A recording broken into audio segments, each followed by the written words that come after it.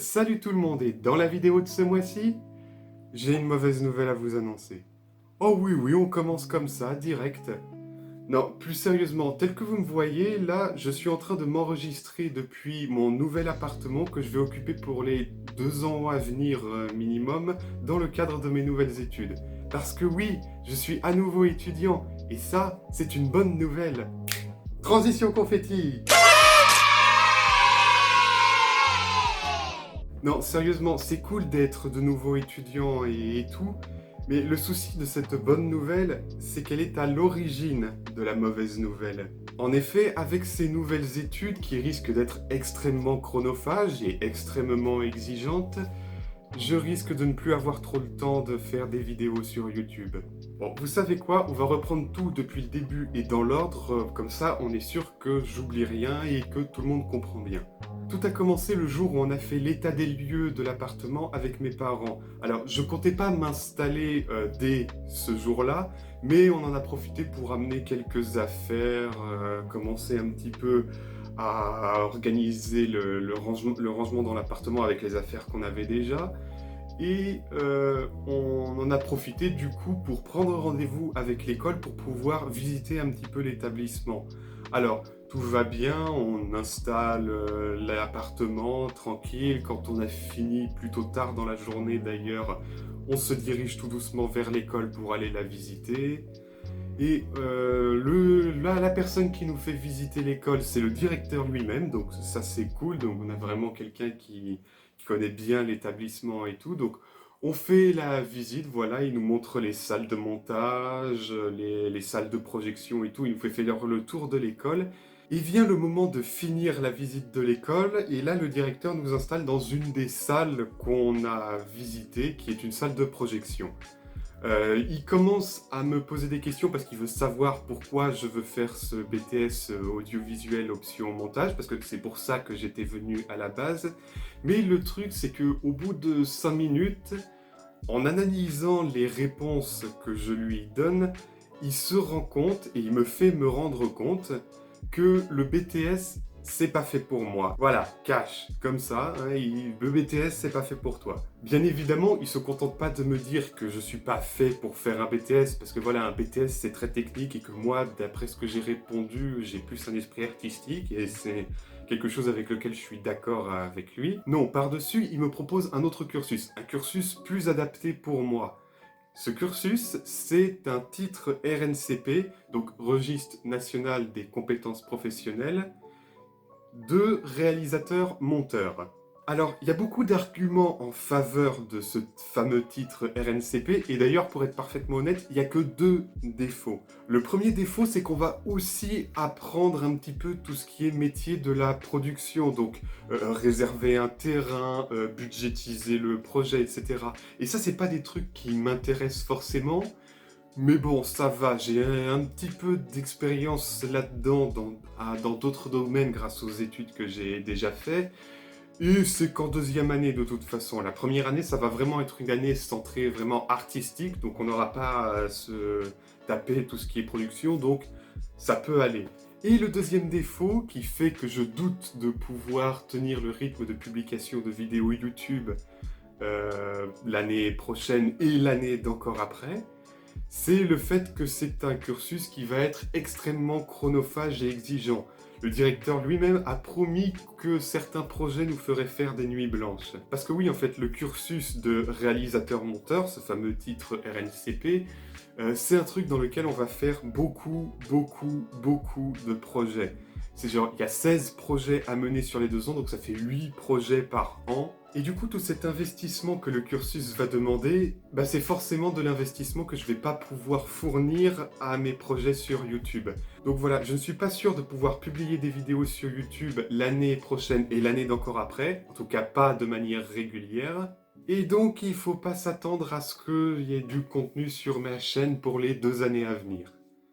Cependant, j'ai envie de rester optimiste et de me dire que finalement, le cursus va pas être si chronophage qu'on le prétend et que je vais réussir très bien à m'adapter au rythme et que je vais réussir à trouver du temps pour m'occuper de YouTube et peut-être même à trouver du temps pour publier une vidéo par mois. Et donc, j'ai envie d'être optimiste et de vous annoncer mon programme pour 2022 et peut-être même pour 2023 dans le cas où le cursus serait finalement pas aussi chronophage qu'on le dit. Mais notez que c'est du spéculatif, hein. C'est ce que je promets de faire en 2022 et peut-être en 2023 si le cursus n'est pas aussi exigeant que je le pense. Mais si je venais avoir raison et que finalement je me retrouvais à ne pas avoir le temps de faire des vidéos sur YouTube, je voulais juste vous prévenir que voilà, 2022 et 2023, ce seront des années extrêmement pauvres en contenu et surtout en contenu qui soit un minimum de qualité.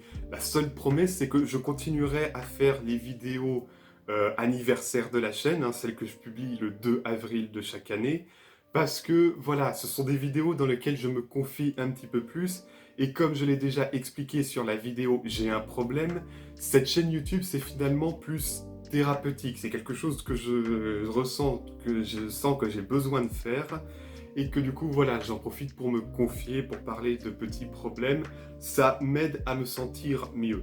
Donc voilà, je continue au moins les vidéos spéciales anniversaire d'avril. Mais bon, comme je l'ai dit, cette vidéo elle est finalement là, bon, pour vous prévenir du manque de vidéos pour les 2 prochaines années, mais aussi pour partir du principe que finalement je vais réussir à trouver le temps de faire du contenu régulièrement sur la chaîne et du coup pour vous annoncer le programme hypothétique pour l'année 2022 et peut-être même pour celui de 2023, qui sait. Donc, admettons que le cursus ne soit pas aussi chronophage que je le pense. Qu'est-ce qui va se passer sur YouTube pour moi en 2022 ? Vous vous souvenez peut-être de la vidéo du premier anniversaire de la chaîne dans lequel j'avais annoncé que je comptais faire une émission qui s'appelle OK Boomer et qui était censée définir certains termes un petit peu compliqués du net pour les personnes qui sont un peu moins familières avec cet univers. Et ben ce projet, j'ai décidé de l'annuler. Enfin, pour être exact, pour l'instant, il n'est pas encore annulé, il est juste reporté à très longtemps. J'ai fait bouger la caméra parce que j'ai reçu un truc sur Messenger. En fait, si j'arrive à trouver du temps pour me consacrer à YouTube, j'ai envie de le consacrer à un projet qui me tient largement plus à cœur et depuis largement plus longtemps.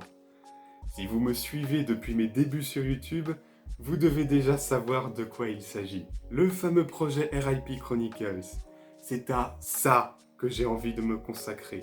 Comme je l'ai déjà dit, ça fait quelque chose comme depuis 2015 que je bosse dessus par petites foulées comme ça, en réfléchissant sur ce que j'ai envie d'y intégrer un petit peu tous les jours. Et j'ai envie de vous partager ça. J'en peux plus d'attendre de vous partager ça. C'est vraiment le truc que j'ai le plus envie de faire dans ma vie, c'est ça. Et j'arrête pas de le reporter parce que, je sais pas, des histoires de copyright, j'arrive pas à me concentrer sur l'écriture d'un roman ou d'une histoire, je sais pas. Et franchement, j'en ai marre d'attendre. J'ai envie de vous partager ça à travers une toute nouvelle chaîne YouTube. Parce que oui, si je dois vous en parler, je le ferai pas sur cette chaîne.